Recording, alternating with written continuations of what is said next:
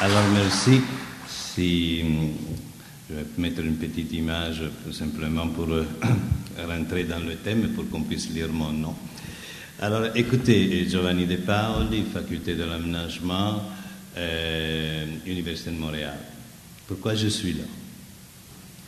Eh bien, parce que il y a quelque temps, avec Claude Yacoub qui passait à la faculté, et en rencontrant les différents collègues, directeurs, pour vous donner une idée, la faculté de l'aménagement, c'est pas management, hein, c'est la faculté de l'aménagement de l'espace.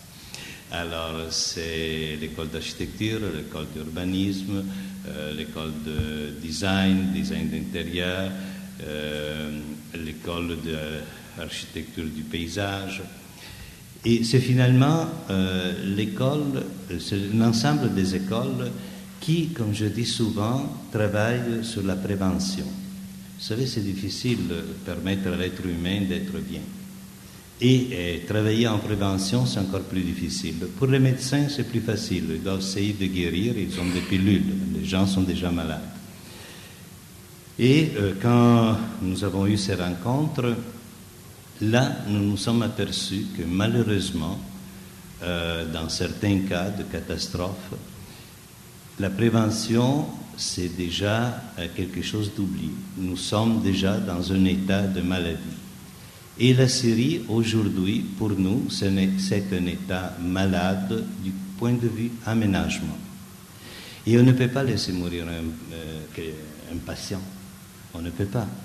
Et cette sensibilité nous fait dire qu'on n'est pas aux soins palliatifs. Nous sommes en train de chercher toutes les façons, toutes les approches possibles pour permettre de garder tout ce grand patrimoine matériel et immatériel qu'il y a actuellement en Syrie et de travailler par la suite aussi pour que ce qui est actuellement, disons, dans une situation de sans-vie, l'enseignement, eh bien, qu'on puisse faire quelque chose. Vous voyez, je dis enseignement. Une de mes collègues, Madame Khoury, qui travaille à l'université américaine à Beyrouth, m'a envoyé ces deux photos en haut, auxquelles je suis très sensible. Il s'agit de deux jeunes syriens et qui bien ramassent ce qu'ils trouvent pour pouvoir le revendre. Et quand cette collègue les a rencontrés, leur a demandé qu'est-ce qu'ils faisaient, ou a parlé avec eux, et puis il a dit « Et l'école ?» Et voilà, c'est là le problème. Aujourd'hui, ces jeunes ne sont pas comme les jeunes qu'on voit au-dessous, ça c'est le théâtre de Byblos, et qui sont au Liban, qui sont en train de suivre un cours avec leur maître.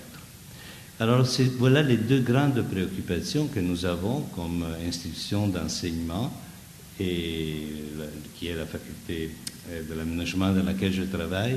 Une, c'est l'enseignement. L'autre, est extrêmement importante, c'est le patrimoine matériel et immatériel qui est actuellement dans une situation, disons, de crise. Et maintenant, pourquoi je suis là aussi? Je suis là parce que le rôle de l'enseignement et le rôle de la recherche est fondamental. C'est un rôle humaniste. Ce n'est pas un rôle qui est lié à un parti, à un groupe, à une personne. C'est l'être humain. Et c'est ça que je souligne vraiment avec une grande force, c'est que nous devons participer dès aujourd'hui pour que les humains qui vivent actuellement dans des lieux de catastrophe, dans le cas particulièrement de la Syrie, puissent avoir un continuum.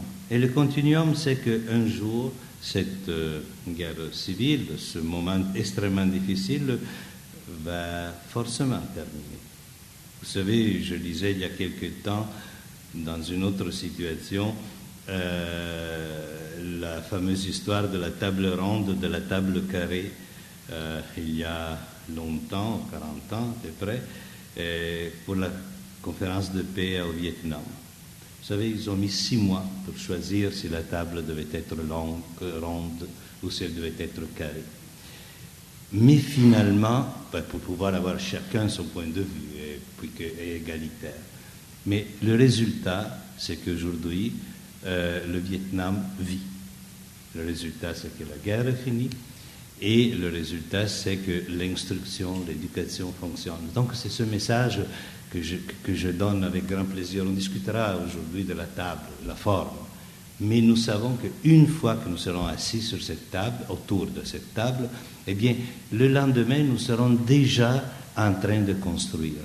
Vous savez, prenons une école, type l'école d'architecture. Si tout ça, si demain matin, nos grands politiciens se serrent la main et disent « bon, maintenant on répare », mais les écoles sont vides. J'ai entendu dire tout à l'heure, ils sont analphabètes. Il y a une situation dans laquelle il faudra trouver ce qu'on appelle du propédétique, une aide, une collaboration internationale des différentes universités, pouvoir rapidement ne pas perdre encore des années pour que cette population puisse se reprendre en main. Et puis naturellement, le patrimoine. Je n'ai pas besoin de vous rappeler, probablement, vous êtes beaucoup plus au courant que moi de certains lieux, le souk de Alep. Vous savez, on parle de Marco Polo, on parle de la route de la soie, on parle de choses qui nous ont toujours fascinés. Eh bien, certaines de ces images de patrimoine, matériel et immatériel, ne sont plus là. Et bon, notre rôle sera peut-être de retrouver au moins l'immatériel étant ce que expriment ces lieux, et puis peut-être de les reconstruire ou au moins de garder le patrimoine. On sait qu'il y a déjà une partie qui est partie. Et je sais que justement au Liban, on vend des pièces, des morceaux, des choses qui arrivent. Et j'en veux pas aux pilleurs, parce qu'on est dans une situation de crise. On ne sait plus. Ce qui compte, c'est manger.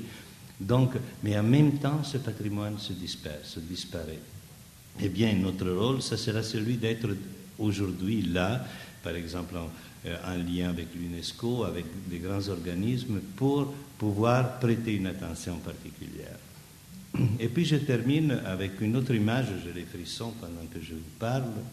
J'arrive de Rome hier, et la presse italienne parle beaucoup de cette catastrophe à Lampedusa où des centaines de personnes ont traversé pour chercher un autre monde et puis n'ont pas pu arriver. Il y avait beaucoup de Syriens. Il y avait beaucoup de Syriens sur ces bateaux, avec les Éthiopiens et d'autres personnes. On ne va pas dire il y a les uns, les autres, c'est pas grave. Mais nous sommes dans un monde qui est global. Nous sommes dans un monde dans lequel cette entraide, nous ne pouvons pas dire qu'aujourd'hui, avec Internet, nous sommes tous ensemble. Ce n'est pas vrai. Avec Internet, nous transmettons des images, des communications.